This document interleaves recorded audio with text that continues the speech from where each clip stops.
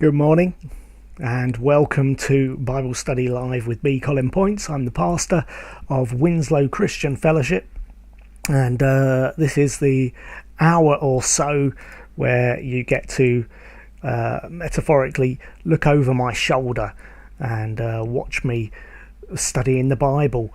It's gripping, but what it is an opportunity to just see, I hope, demystify some of what I do.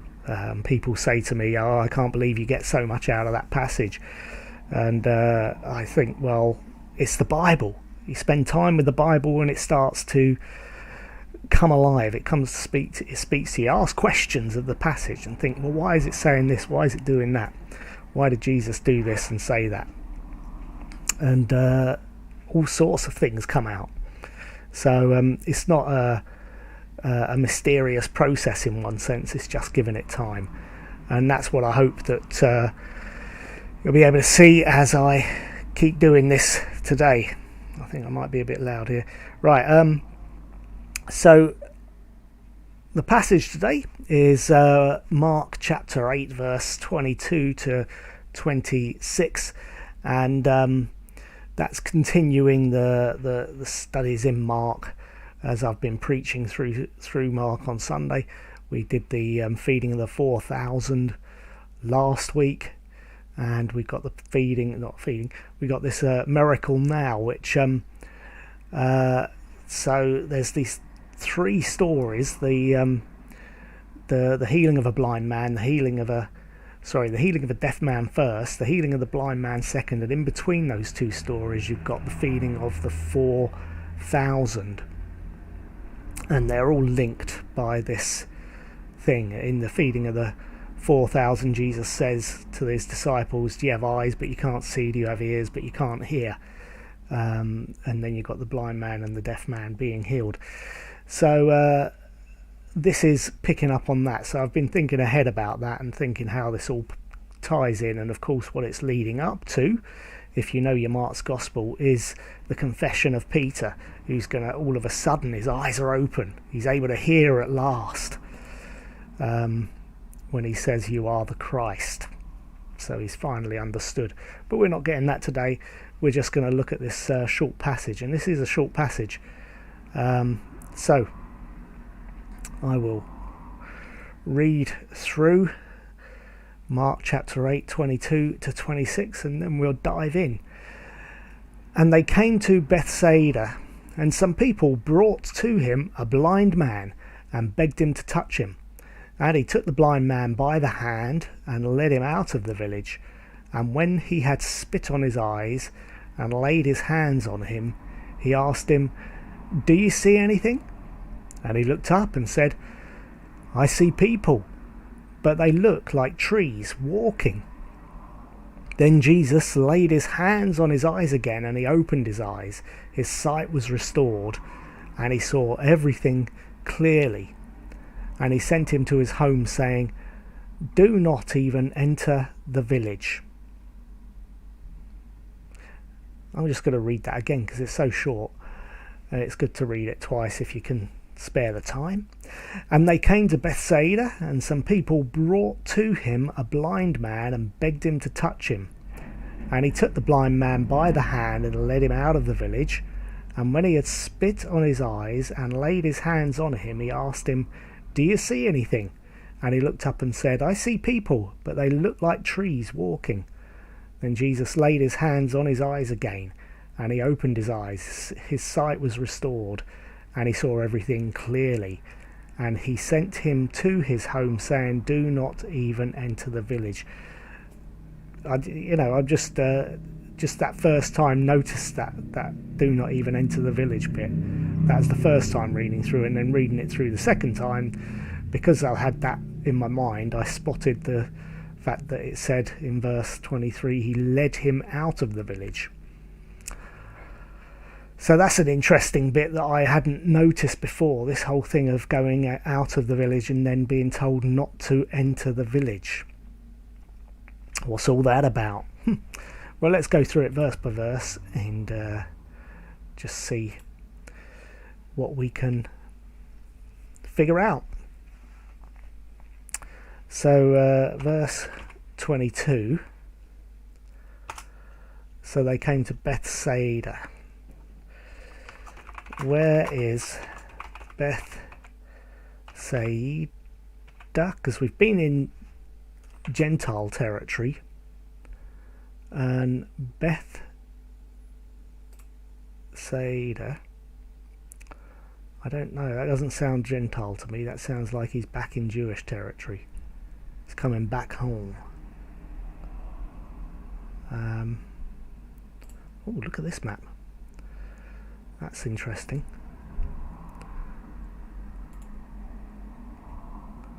I know. Open that in a floating window, and then we can see it nice and big. Sea of Galilee. So Bethsaida.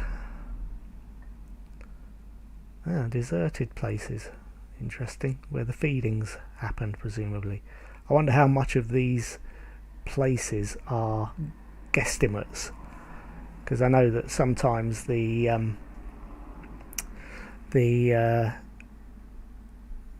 theologians don't know for sure where all these places are, like the deserted places that the feedings happened. Who knows, were they there or not?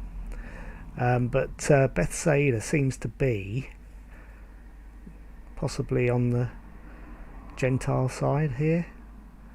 This side where... Oh no, are we looking at this the other way up? I am... It's near Capernaum. I'm disorientated. Let's get rid of that. Actually, let's just have a look at a normal map, and it does seem to be on the Gentile side. Looking at this map of the Sea of Galilee, there's the Decapolis. Now Gorlanitis,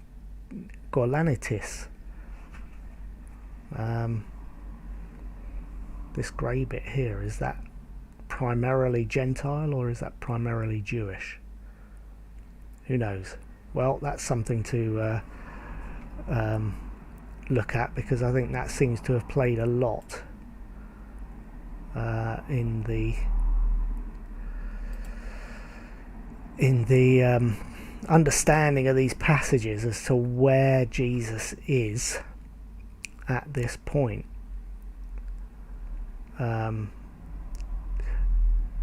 This brings Jesus and the 12 to the capital district of Golanitis, Bethsaida Julius, situated on the northeastern shore of the Sea of Galilee in the territory of Herod Philip.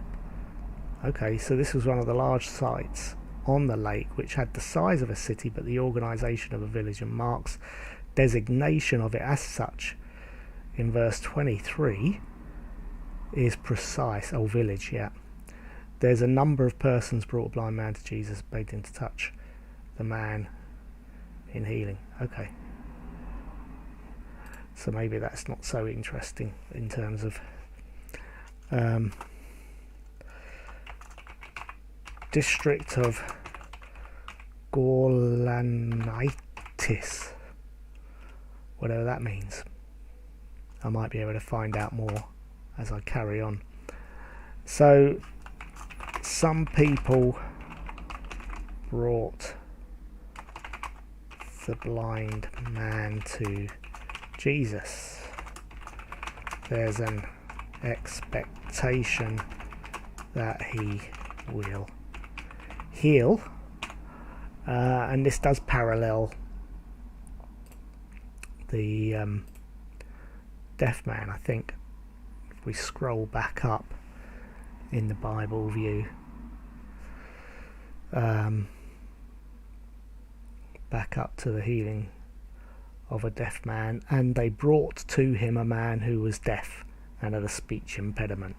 So a bunch of people brought the deaf man to Jesus, and that was verse 32 of chapter 7.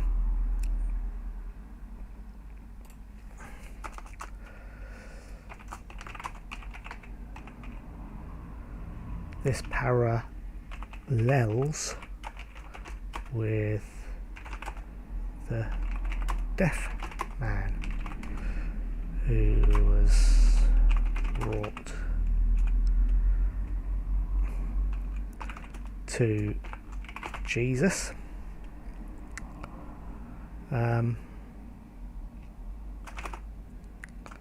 Mark 7 verse 32, yeah. And some people brought him, yeah.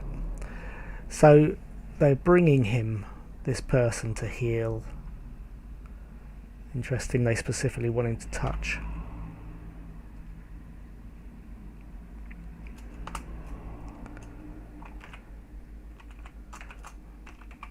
There is also the expectation that the healing would involve touching.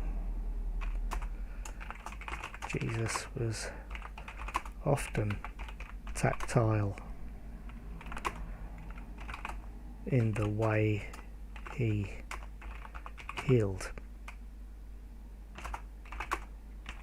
People saw this as a thing he would do. Verse 23, and he took the blind man by the hand and led him out of the village. And when he had spit on his eyes and laid his hands on him, he asked him, "Do you see anything?" It's an American translation, I guess. That past tense of spit is spit. In America it's spat in Britain. Hang on, NIV anglicised. He took the blind man by the hand and led him outside the village. When he had spat on the man's eyes and put his hands on him, Jesus asked, "Do you see anything?" Yeah. Right. So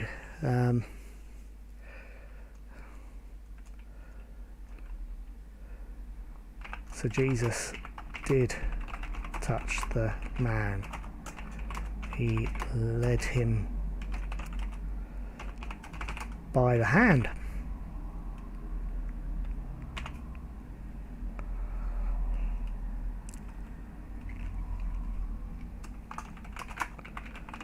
It's a caring gesture.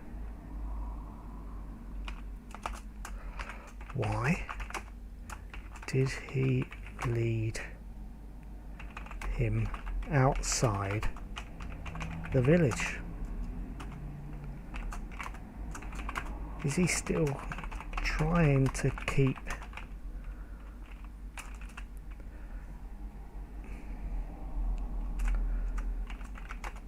his healing miracles quiet.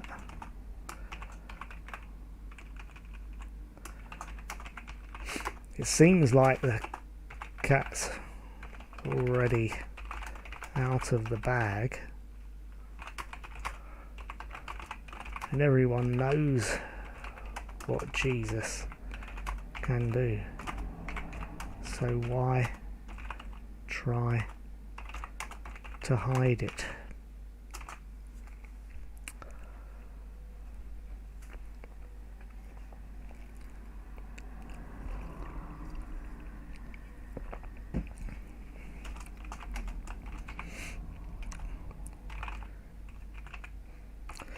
Is he trying to protect the man who would get his eyesight back and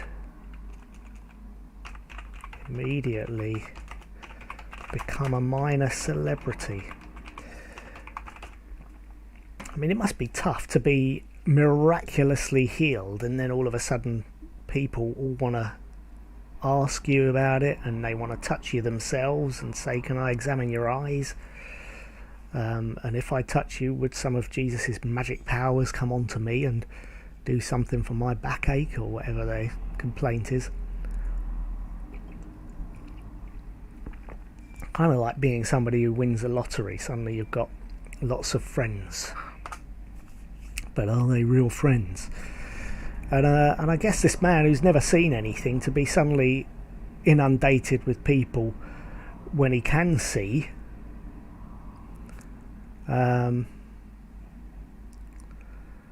he needs to have his he doesn't want to be overloaded with his with sensory overload.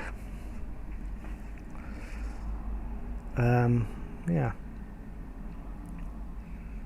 Took the man by the hands, led him out of the village, and when he had spat on his eyes. Okay, so why did Jesus spit? Again, it's a tactile thing. But why spit? It certainly shows that Jesus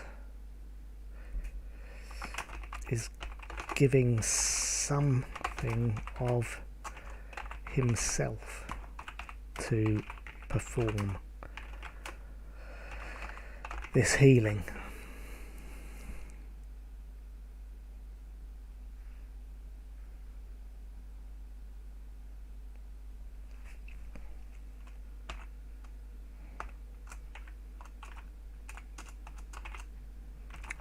He also laid hands on him. The man couldn't see, but he could clearly feel that Jesus was doing something.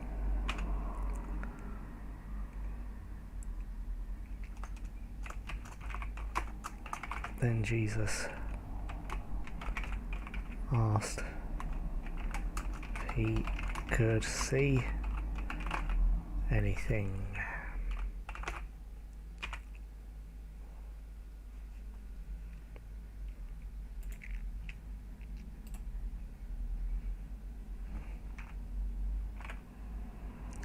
Verse 24, I see people.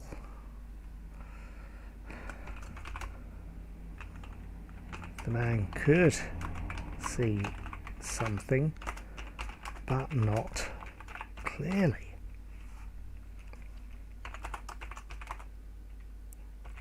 He saw people, but they looked like trees. Logic told him they were not trees because they were walking, and he knew that trees don't walk. I see people, but they look like trees walking. So Jesus has partly healed him.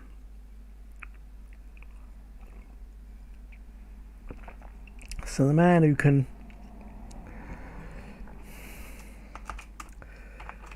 Jesus has only partly healed him. The man who can raise the dead, calm a storm, and feed 5,000 people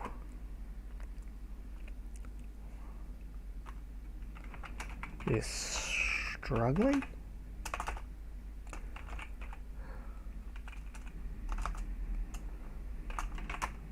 It's not likely that Jesus was running low on power, but more likely that Jesus was demonstrating a teaching point to do with understanding.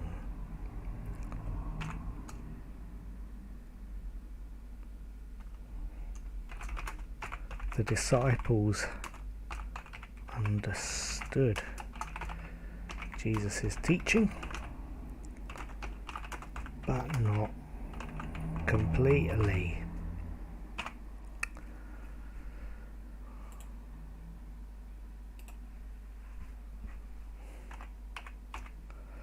Verse 25.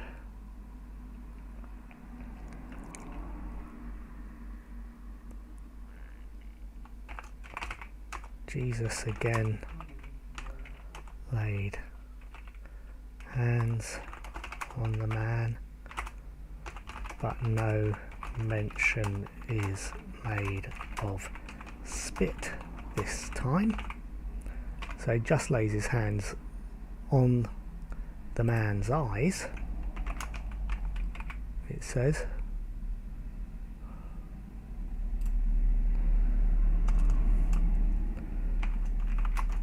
This time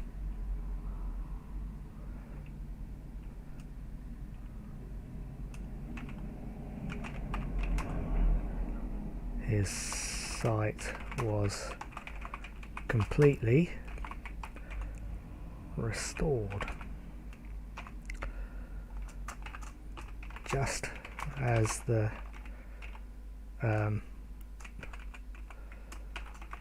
phrase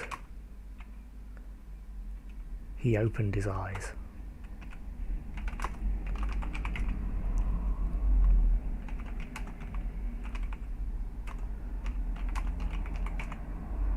Is used.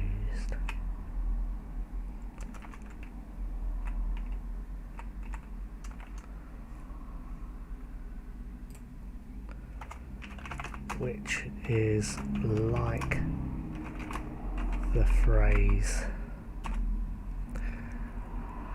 Again, going back to the deaf man, his ears were opened in verse 35 of chapter 7.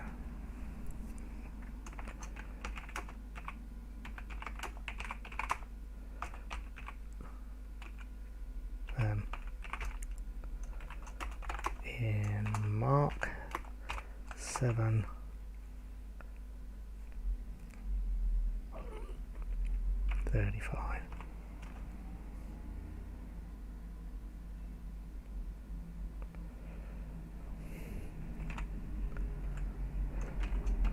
this again. So that's emphasizing the parallels between these to miracles, and it's Jesus's words in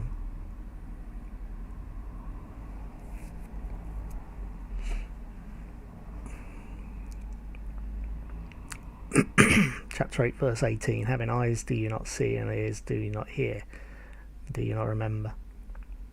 That tell us this is an analogy of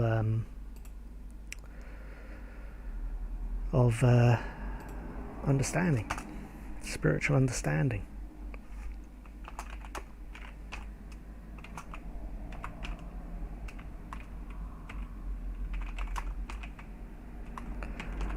Just put that under theology. Mark 8:18 tells us that this miracle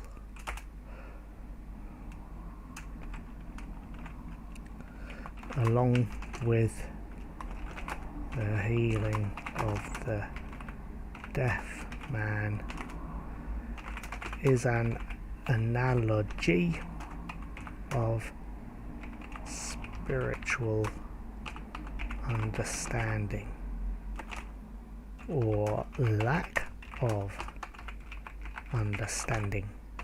Yes.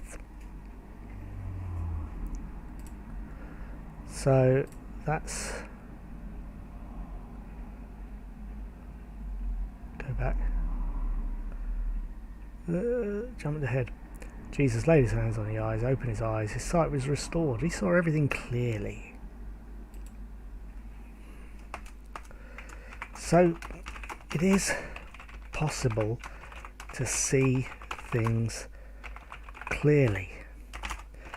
That is, to understand who Jesus is and what he came to do. So far, it seems like no one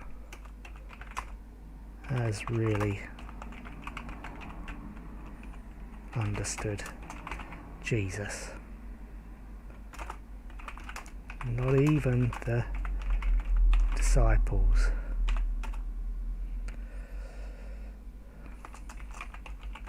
Spiritual enlightenment is possible, but it comes from Jesus. He has to be the one who opens our eyes.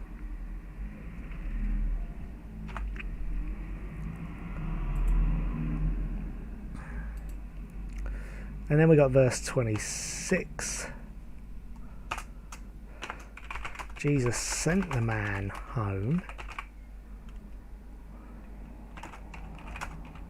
but told him not to go into the village that they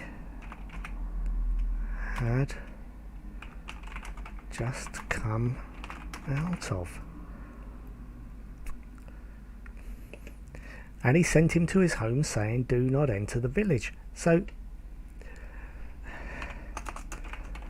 this means the man did not live in the village, presumably. Otherwise it doesn't make sense. So what was the man doing in the village? Why did Jesus want the man to avoid the village?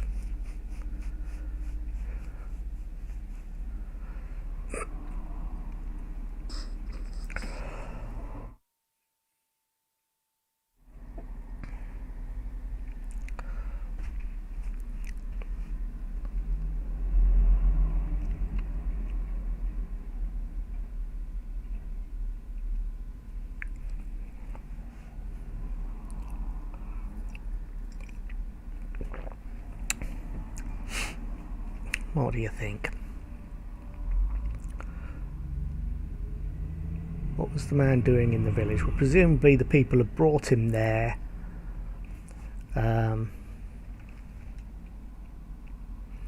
According to the commentary, it's like a city but organised like a village.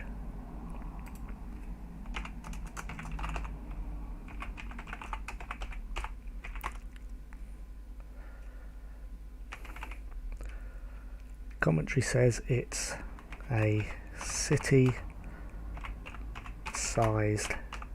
village. Lots of people with a village type organisation.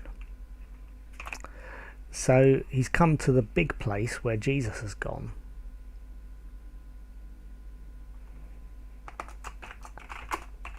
Jesus presumably went there because there are lots of people there.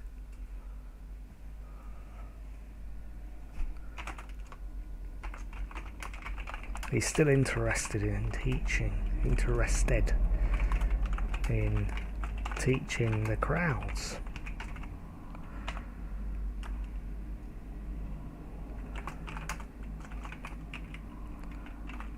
But he won't stay long.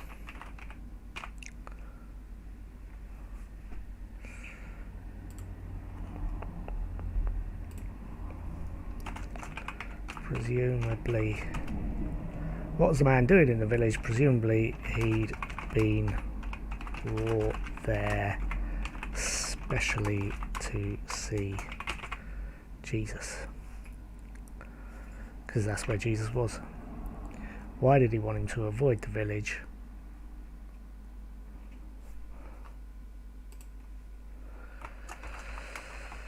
To avoid the fuss and nonsense, presumably.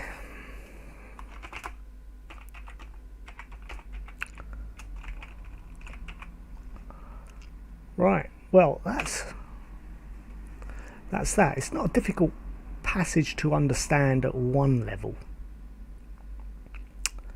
Though there are these questions about why the village, why come out of the village, why avoid the village.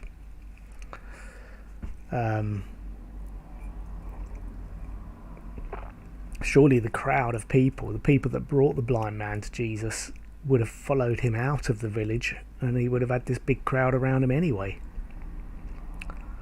So I think that's a bit of a mystery. But the main point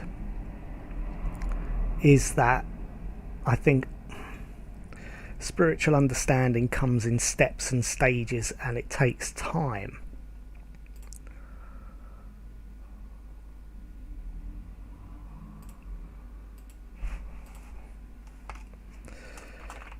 Main point: spiritual understanding comes in stages and takes time.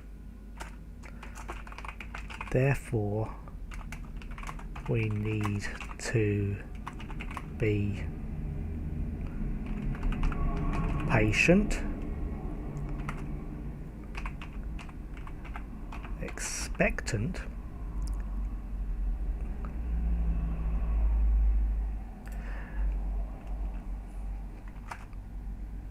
comes in stages, comes from Jesus,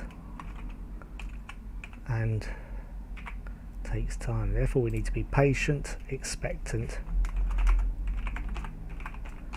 and prayerful.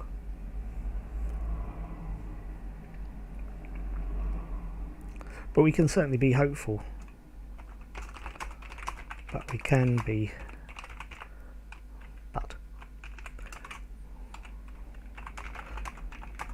be hopeful that understanding will come.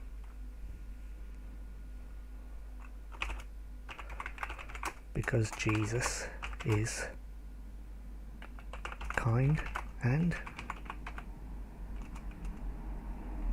generous about that sort of thing.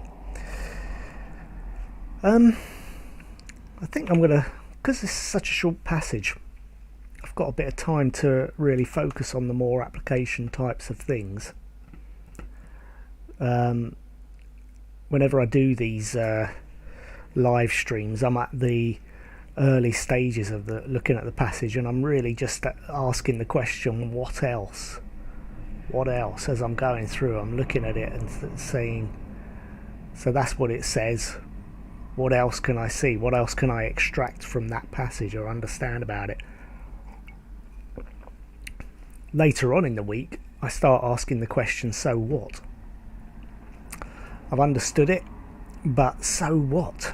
What does that mean? And I suppose that's what I'm starting to do here in this application and illustration section. It's trying to understand, trying to see what it means. We can be hopeful that understanding will come because Jesus, that's an application. That's the so what.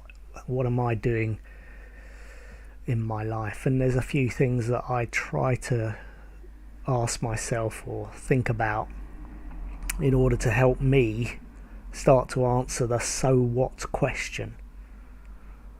Yes, Jesus healed this man, gave him his sight.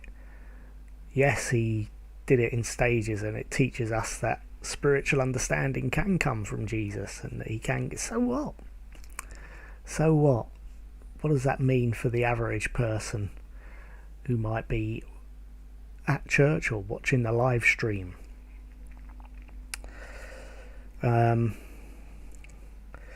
Is it true and does it work?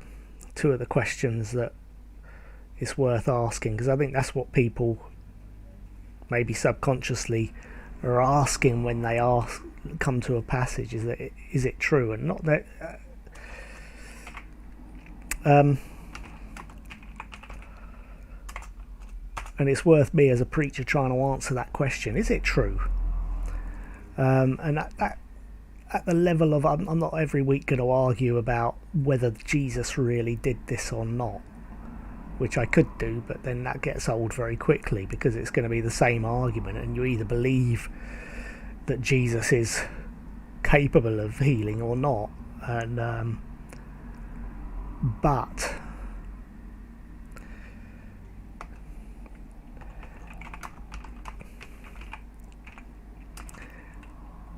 is it true that spiritual understanding comes? Is it true? What's the thing that people would read that and they'd think, I'm just not convinced by that. Maybe it's the does it work question that's the issue. If I'm there saying spiritual understanding can come and it takes time, do people believe that? Do they say, you know what, I've been a Christian for years and I still feel that Jesus is... So they'll hear this, they'll read this passage, hear me preaching on it, and they'll be sitting there thinking, I don't know, spiritual understanding, I just think Jesus is still distant to me, or nothing can cross that divide and enable me to really grasp.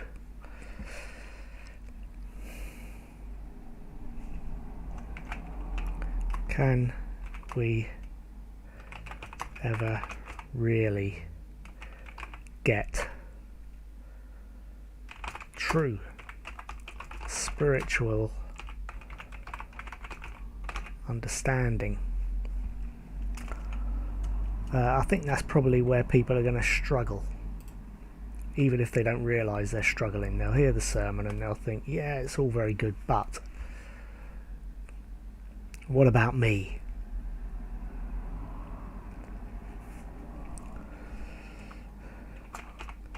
Maybe I read the Bible and it's too difficult to grasp, or it seems irrelevant.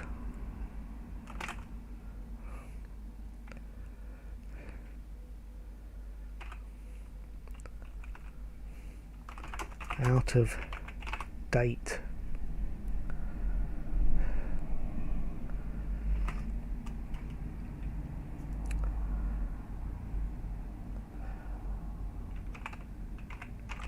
Out of date and existing in another world. Jesus is an historical figure, but not present now. When others say they can feel Jesus with them, I feel nothing. So maybe that's what people are coming to the sermon. As I open this sermon, maybe that's the question, if you like, that's going to be rising in people's minds. Actually, this is not where I'm at. I'm not somebody that knows Jesus intimately or experientially.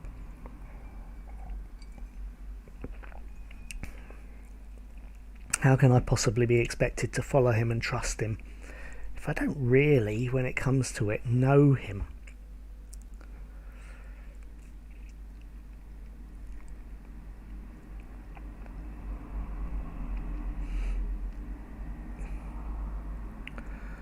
So it's worth dealing with that and thinking, well, how do I answer that question? Should I answer that question? Or maybe I should. And how can I do that? Because that's important. If people are thinking that, which some people might be.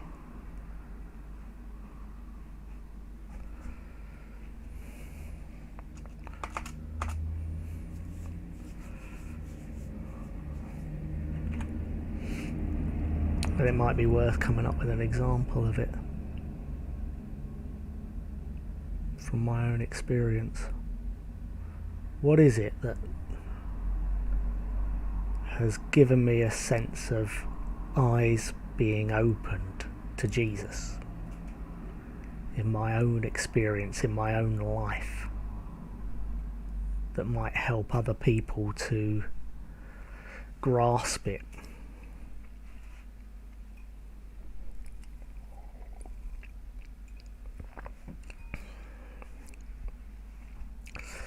Sorry about this, but there's a lot of thinking involved in this sort of this stage of the sermon work, and I don't normally think out loud. So I'm just sort of staring around me and trying to think about my own experience. I'll type that in.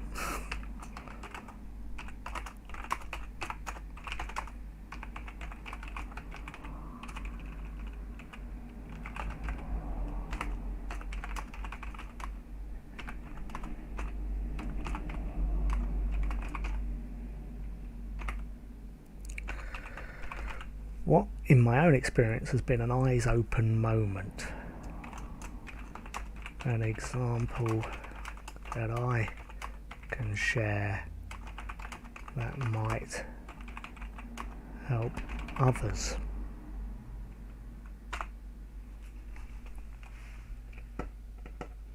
Alright, well, I'll come back to that. I've got the rest of the week to think about that kind of thing.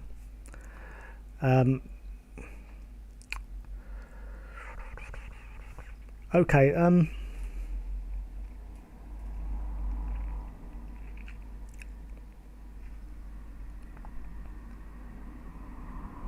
is this challenging any sin in our lives?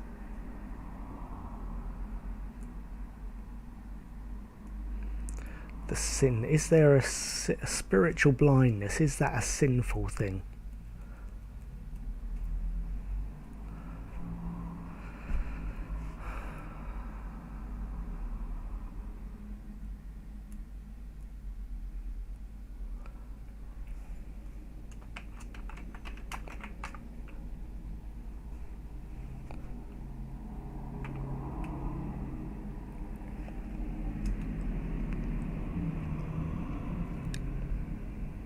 I think the sin is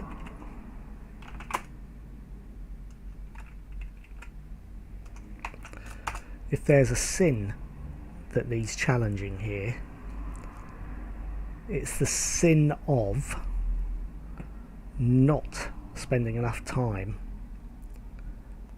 reading and praying, the very basics. So it's not just an application that says read the Bible more or pray more, but it is that specific idea that in order to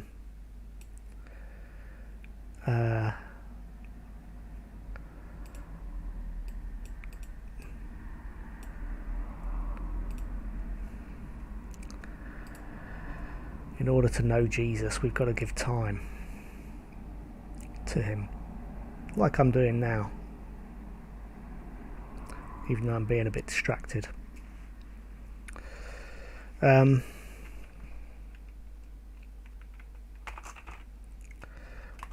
Not spending enough time reading the Bible or praying, which is a simple application. And I suppose the thing is, once you've identified the sin, the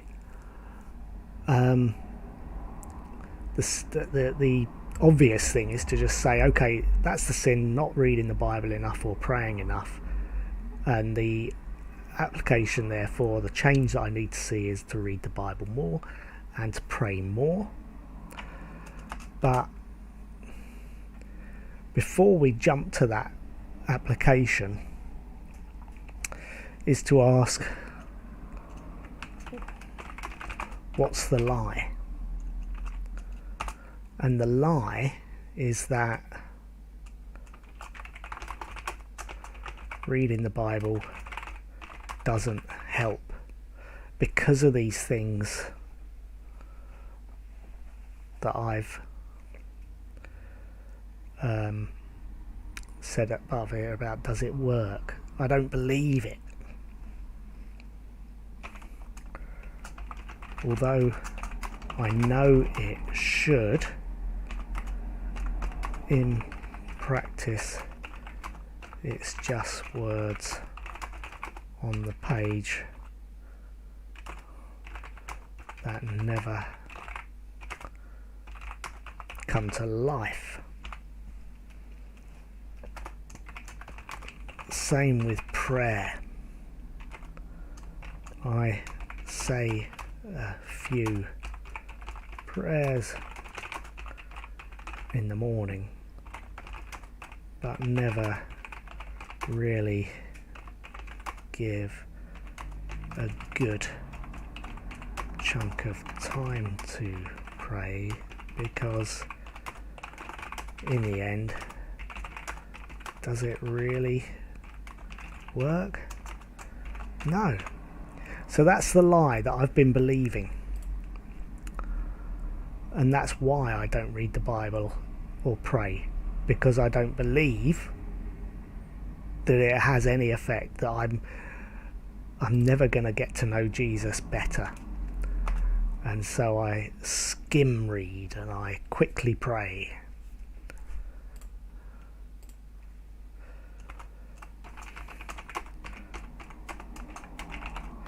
That's why I don't read the Bible more, because I don't believe it will work. I don't believe I will get to know Jesus better. Therefore, I skim read and quickly say a few prayers.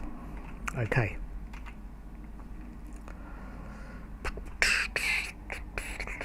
So what does repentance look like now that we've identified the lie?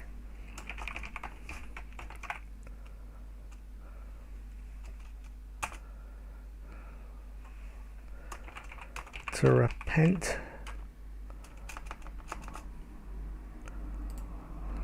of this false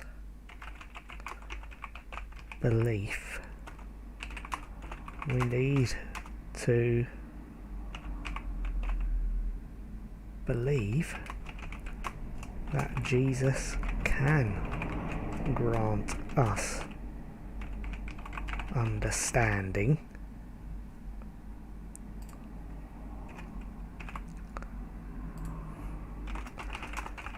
but it doesn't come straight away. It comes to us in steps and stages, and it takes time.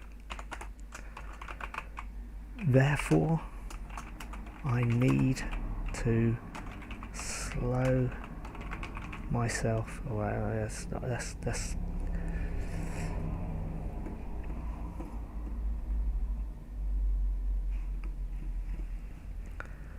I need to slow myself down. It takes time.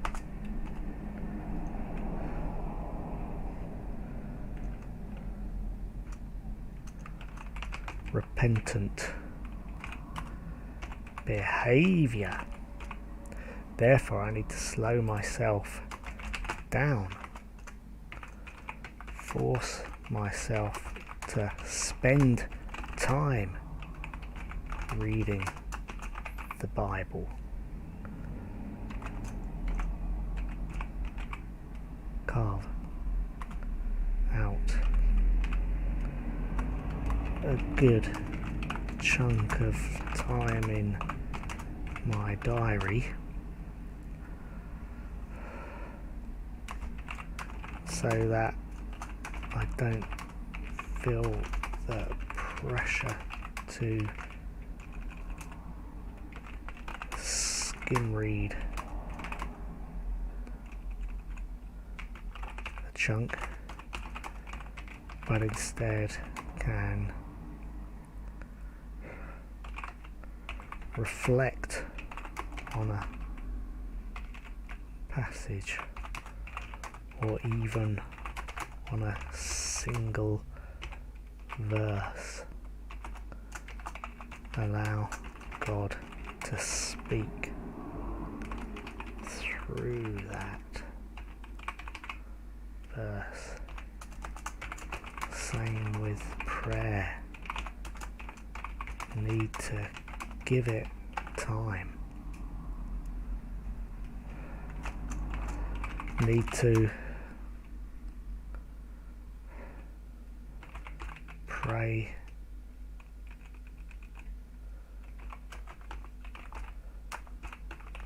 about things, sharing my heart with God, not just a list of issues,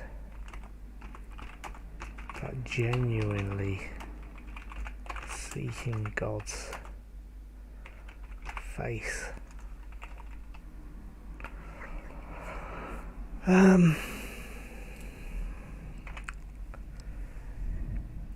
It's a really simple application. Read the Bible and pray, but it's actually taking a circuitous route around the heart. What do I believe? What about my false beliefs about Jesus is preventing me from doing the thing that I know I should do? So how am I going to challenge that belief? It's the ABC.